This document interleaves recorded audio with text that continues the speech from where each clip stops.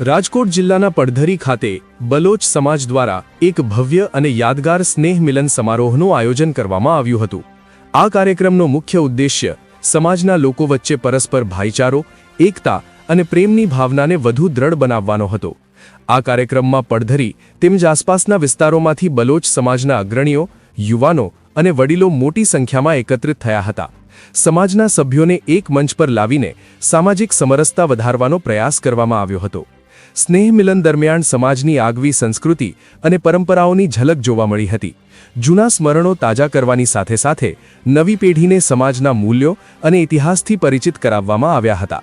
કાર્યક્રમમાં માત્ર મનોરંજન કે ભોજન જ નહીં, પરંતુ સમાજના વિકાસ, શિક્ષણ અને વિવિધ સામાજિક સુધારણાના કાર્યો અંગે પણ વિચાર વિમર્શ કરવામાં આવ્યો હતો।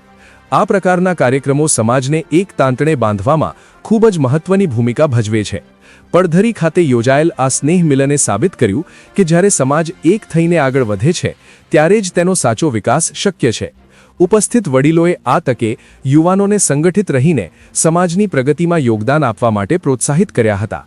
આ આયોજન સફળતાપૂર્વક સંપન્ન થતાં સમાજના આગેવાનોએ તમામ કાર્યકરો અને હાજર રહેલ મહેમાનોનો આભાર વ્યક્ત કર્યો હતો।